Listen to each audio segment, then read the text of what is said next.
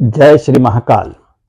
साप्ताहिक राशिफल 30 नवंबर से 6 दिसंबर 2025 तक का। इस सप्ताह सेंसेक्स में वृद्धि होगी, देश में व्यापार में वृद्धि होगी, पेट्रोल के दाम सस्ते हो सकते हैं, खाद्य तेल, साबूदाना, फल, राजगिरा, मूंगफली के दाने, सोना एवं चांदी, कोयला, लाल मिर्च, हल्दी, कपड़ा, ये सब चीज़ें सस्ती हो सकती हैं। देश विरोधी ताकतों पर अंकुश लगाने में सरकारें सफल रहेगी। राजनीति में कोई बड़ा खुलासा हो सकता है, कोई बड़ी राज खुल सकता है राजनीति में। सरकार प्रदेशों में नेता भी बदल सकती है। पहाड़ी क्षेत्रों में बर्फबारी एवं मध्य क्षेत्र में मैदानी क्षेत्रों में ठंड बढ़ने लगेगी। शास्त्रों में दान देने के कुछ नियम बताए गए हैं।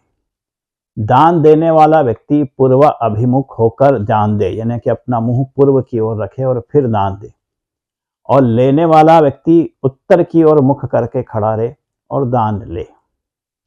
इससे दोनों की आयु में वृद्धि होती है तथा लेने वाले की आयु भी कम नहीं होती।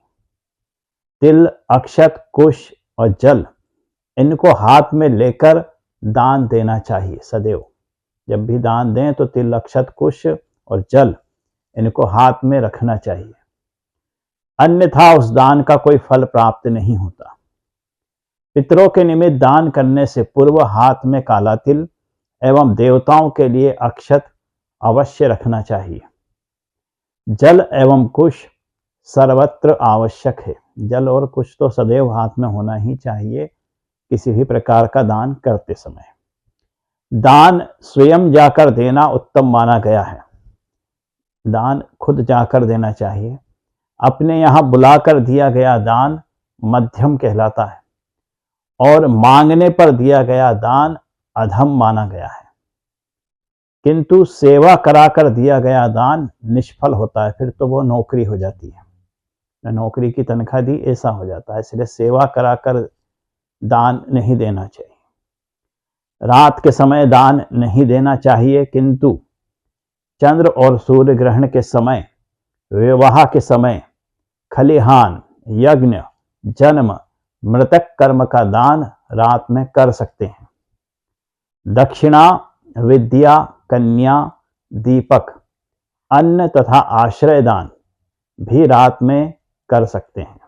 गौ, सोना, चांदी, रत्न, विद्या, तिल, कन्या, हाथी, अश्व, शैया, वस्त्र, भूमि, अन्न, दूध, छत्र तथा ग्रह, इन 16 वस्तुओं के दान को महादान कहते हैं। मिथुन राशि। रविवार और सोमवार को दशम चंद्र से राशि में प्रगति के योग बने हुए हैं। शत्रुता रखने वाले भी मित्रवत व्यवहार करेंगे। पूर्व योजनाओं से लाभ होगा।